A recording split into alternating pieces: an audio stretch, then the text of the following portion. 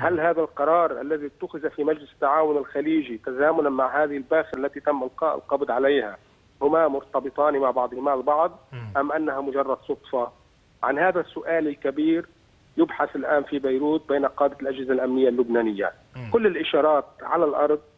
تصريح الرئيس سعد الحريري الممثل للكتلة تيار المستقبل المعتبرة بين هلالين الكتلة السنية الأكبر وكلام السيد حسن نصر الله بالأمس كان كلاما إيجابيا وكان كلاما يدعو إلى تحييد لبنان، لكن في البحر هناك إشارات سلبية عبر هذه الباخرة، وأيضا هناك قلق حقيقي من أن يجرؤ قوات التحالف برعاية الولايات المتحدة الأمريكية على ضرب أهداف لحزب الله داخل الأراضي السورية والقول أنه منظمة إرهابية حاله كحال داعش. عظيم. نحن عند مفترق طرق جدي وباعتقادي علينا أن ننتظر الأيام القادمة. عظيم. طيب أنا بس تاني أخيرا، أنت أشرت بشكل سريع إلى موقف الشيخ سعد الحريري وموقف السيد حسن نصر الله، بس بشكل سريع بنأكد أنه الشيخ سعد الحريري أو الرئيس سعد الحريري قال أنه حوارنا مع حزب الله هيكون مستمر في الفترة اللي جاية، اللي هو الحوار اللي كان بدأ منذ أعتقد أكثر من عام.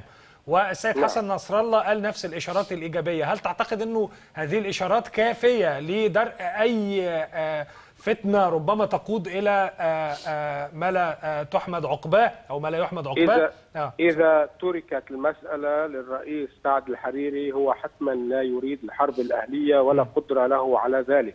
لكن أنا أخشى من أن يأتي أمر تركي وتذكر جيدا تركي قبل السعودي من تخريب الساحة اللبنانية.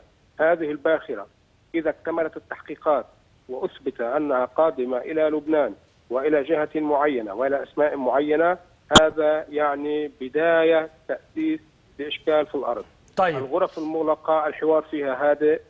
كلام الرئيس نبيه بري يريد أن يجمع كل اللبنانيين تحت سقف عين التيني مقر الرئاسة الثانية. كل الإشارات إيجابية، لكن تبقى غيوم سوداء تلوح في البعيد. طيب آخر حاجة هذا القرار تداعياته ربما تكون إيه على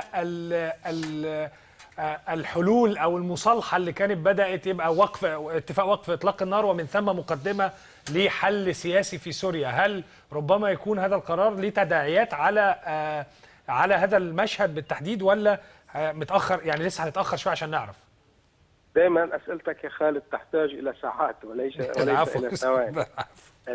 في المشهد السوري باعتقادي هناك مظلة دولية كبيرة في المشهد السوري، وما حصل أن هناك أجندة قد أبرمت لسوريا قوامها التالي: انتخابات برلمانية في نيسان لمجلس الشعب، حكومة جديدة ائتلافية موسعة في حزيران، وانتخابات رئاسية في حزيران العام 2017. سوريا وضعت لها أجندة، حتى الساعة يبدو أن لا أحد قادر على تخريب هذه الأجندة التي اتفق عليها بين اللاعبين الكبيرين الولايات المتحدة الأمريكية وروسيا الاتحادية.